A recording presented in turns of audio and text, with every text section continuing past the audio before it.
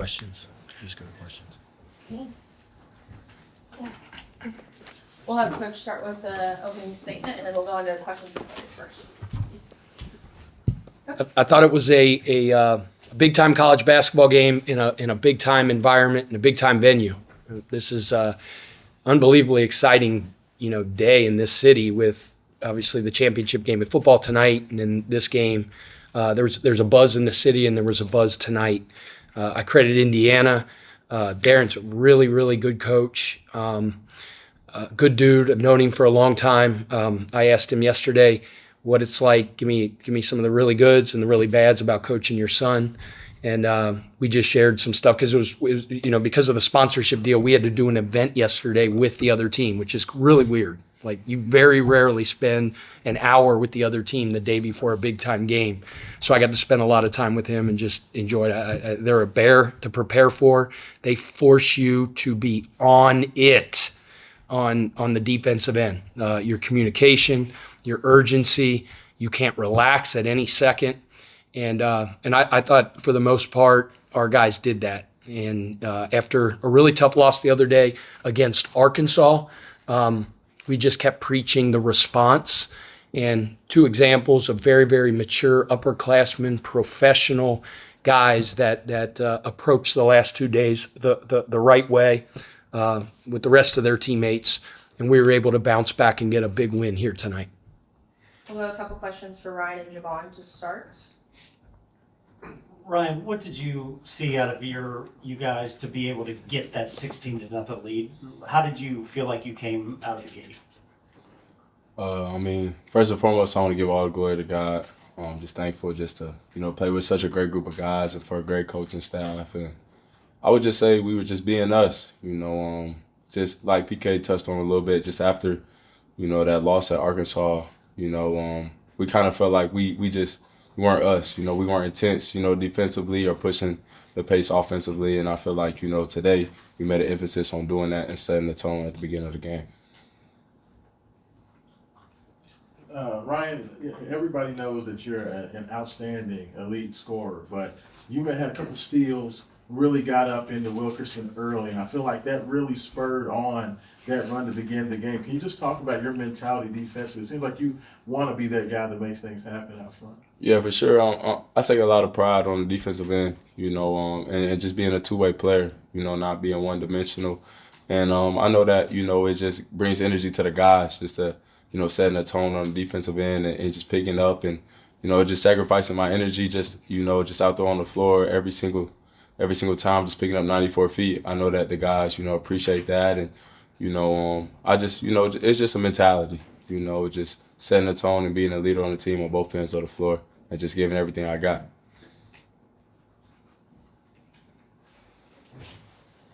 Javon, can you kind of take us through what you dealt with that concussion? And do you feel like this was your best game? I mean, you look like Javon Henley out there.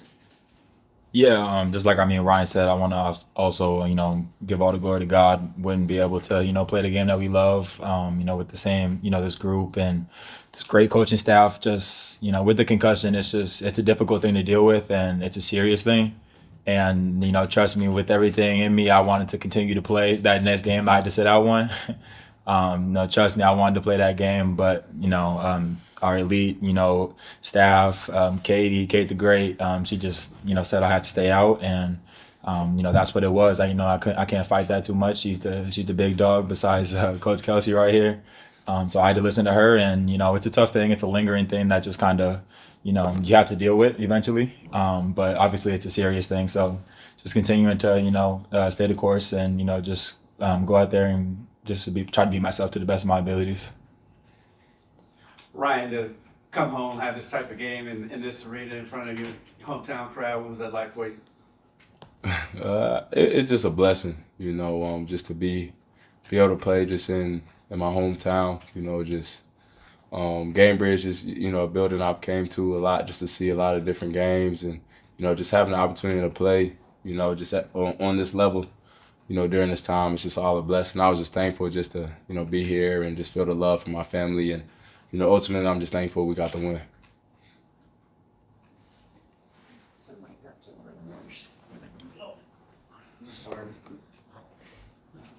this is for both of you guys. Just in terms of, Coach said that he really wanted to see, he wanted to, challenge you guys to be more physical and be more aggressive. You two guys, definitely seem like you want to set that tone. Just kind of talk about coming from Arkansas to tonight. It seemed like you wanted to make a point that you were going to be the aggressors early, physically. Yeah, I mean, it's not always fun, but I feel like every team always has to eventually get smacked in the mouth first. And, obviously we experienced that at Arkansas. They were the more physical team, the aggressor. And, we talked about that all week. And, we can't let that happen. It sets the tone for the game. And, I think we did a really good job as a team, our deep team. Today, everybody, I don't know how many guys that we played today, but, everybody that came in made an impact. But that's got to be something that we continue to do each and every single game. That's very important. We have to start taking our matchups personal. It's just you can't do anything besides go out there and try to be the aggressor, and you have to be in college basketball, especially when you play good teams like Indiana. Yeah, for you, Javon, just what are the challenges of guarding 12 for them? It seems like that was the guy you started on tonight. He was still able to get 26 points, but he did so on 5 for 14 shooting. Can you just talk about what went into your kind of a plan to guard him and try to slow him down tonight? Yeah, I mean, we remember him a lot from last year when we played him in the Bahamas when he was at West Virginia. Really elite player, really elite shooter. Give him a lot of credit for what he continues to do on the offensive end every single game, and he's a really good offensive player. But just kind of like I touched on a little bit ago, just being physical, being the aggressor. You have to send a message, and I think that a lot of our guys that also switched onto him tonight did a really good job of being the aggressors, hitting up into him, trying to take away his shots to the best of your ability. But he still gets it off sometimes. There was one time, I'm gonna beat myself up about it for the rest of the week. I mean. It was a close game or whatever the score was, and he slipped my eyesight, went to the corner. We call it no matrix, and I definitely matrix on that one. He hit a 3, and I feel that one still. Last one for the players here. Guys, I thought this was like a really big answer game where every time they started to kind of feel like they had a little momentum, somebody make a shot. Javon, you had a couple. Ryan, you had some. Isaac had some huge ones. What goes into that? I mean, shots don't always go in, but tonight there was an answer almost every time. I mean, just all the time, every day PK preaches clapbacks, while the other team celebrating, their basket and the crowd's going, we coming right back, and we getting our own bucket. So no matter what they're doing, we coming right back at them for sure. Yeah, just continuing to put in the work each and every single day, 300, 100, coach and the staff always talk about it, 300 threes, 100 free throws, just continuing to put in the work. It's going to show. Obviously, you're not going to have a good offensive night every single night. People are going to bash you if you have a bad offensive night. They're going to praise you if you have a really good one. Just continuing to stay in the gym. Just continue to be yourself. And, we have a really deep roster, and it can be anybody's night, any given game.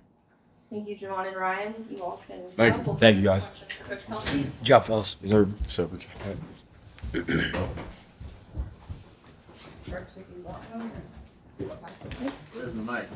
I guess just to start off with, you mentioned that play, Javon, that he's going to kind of, you mentioned, beating himself up over that play. I'm just curious because, you're always preaching about the next thing, but coming off that loss Wednesday, I guess, how did you kind of get those guys back focused into that game? Because, it seems like that, these moments kind of will still stick with them as much as you try to push them towards the next thing. I mean, it helps that we have a extremely disciplined, veteran, mature team, right? And if we didn't have that, getting this thing turned around in a short amount of time after getting our butts kicked at Arkansas would have been a lot more difficult. People talk all the time about player-led, coach-led. You've heard that all the time. People say it all the time.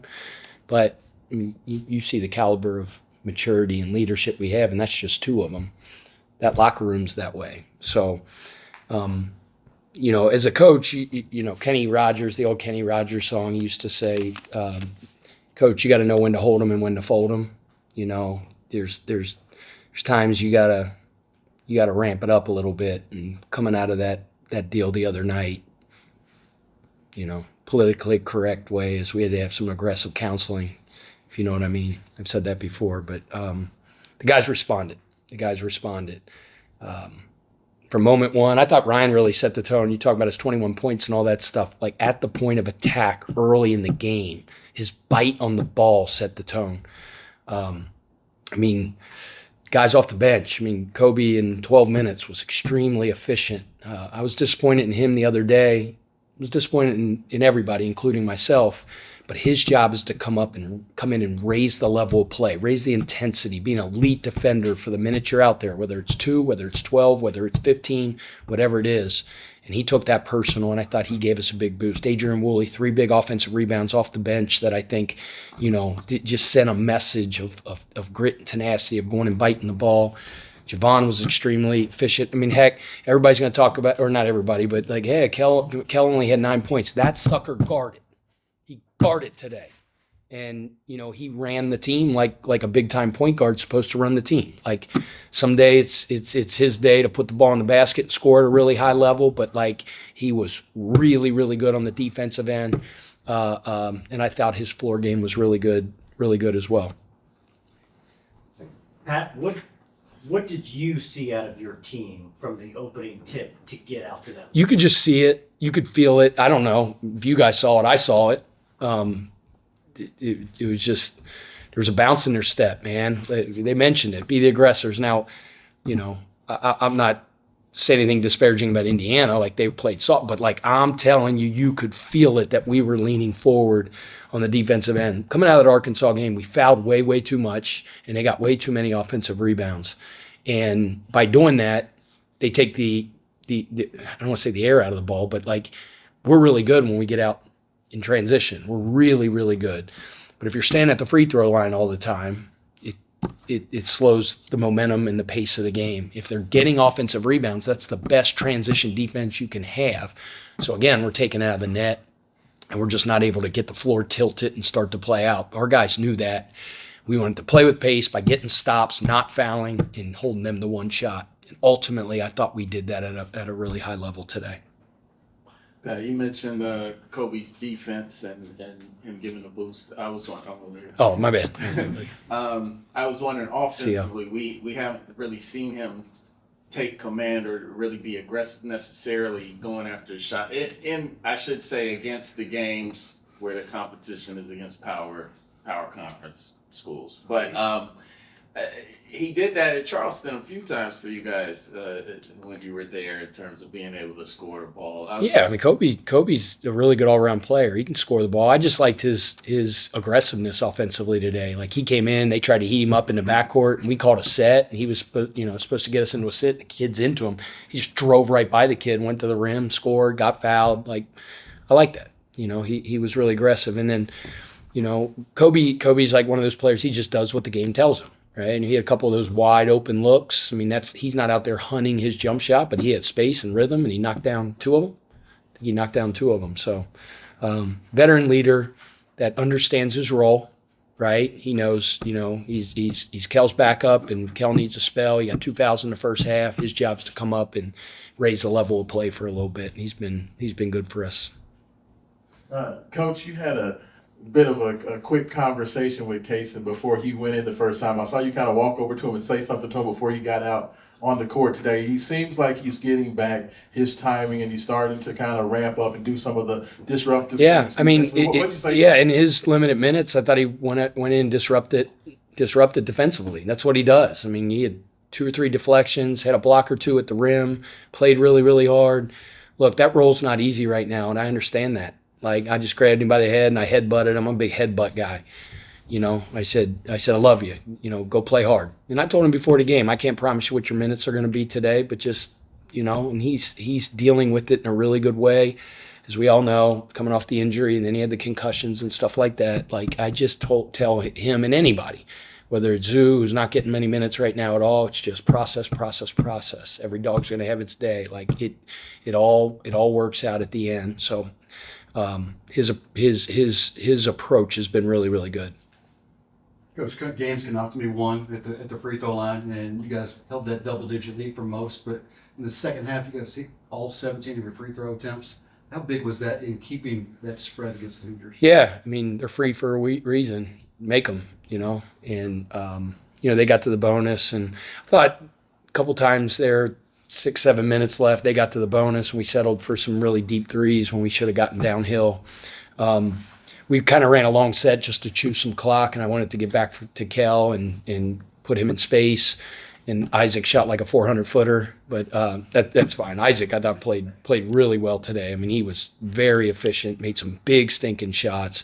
Again, just like I challenged everybody, I really challenged him from a rebounding standpoint. And I don't care what his rebound says. It might say 0. I don't know. But that cat was hitting bodies today and fighting, and I was proud of his response. Pat, you mentioned Isaac and some of the shots he hits. Darren mentioned the same thing today. Just could you feel like some of the shots that Isaac When hit? Isaac McNeely has an open look, I feel it's touched by God. It's going in. That's what I feel like. I don't know if you guys feel the same way, but he's a weapon and a really good all-around player and a really good athlete and a major part of this team. He's a phenomenal leader. He's a great approach every day. I mean, I know I'm like sound like I'm peaches and roses and blow, but I'm telling you, like he's a good one, man. Right here.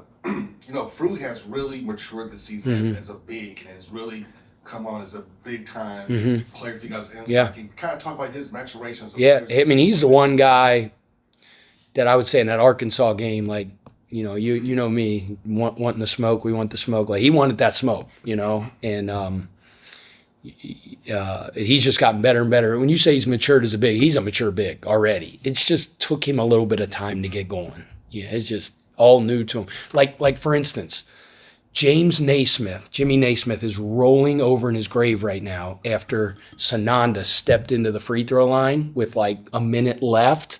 Because we tried to get him off the line. He turned to us. Well, when he stepped in, you're allowed to do that in Europe. Like, you can step in, and if the ball goes in, it counts. And so he steps in, and I'm going, what are you doing? Every coach I ever coached would come over and hit me over the head that you got a free throw violation, up 11, shooting 2 free throws. And we tried to get him off the line. I don't know why he wouldn't go. Like, just, all right, stay there. Don't foul. So he didn't foul, but he steps in the lane. But that's some of the nuances and the differences of European FIBA basketball and college basketball. But we'll have a little discussion about that. But come to think of it, it won't be much of a discussion. I'll do most of the talking, and he'll do most of the listening. Coach, you talked quite a bit about the intangibles that Javon brings and how much he means on the court. And how much did you miss him not being at 100% coming back from that? Vaughn, he's a winner. He's so darn tough. He talked about taking pride in your matchups, winning your matchup. Like, he took that personal with number 12. Number 12 is really good player. And just like you heard him say how disappointed he was at the end when they ran that little quick hitter to get the hammer screen on the backside. And he is so conscientious and he's so detail oriented. When he messed up that assignment, screwed up that backside flare and let him get that 3 off, like, he won't sleep tonight. And that's how Vaughn is. He just sets the tone with his seriousness of purpose every day and his preparation. He's a pro, and how he takes care of his body and all that stuff. He's a winner. And I'm sure you had confidence that your team would bounce back from adversity, but to see them actually do it in the way they came out in the first half, what does that tell you about your team? Yeah, we're a mature team. They responded the way I thought they would. We had practice here at 4:30 yesterday, and it was later in the day, and we had an early game today, and we got freaking after it. And when you do that as a coach, like, you hope it works.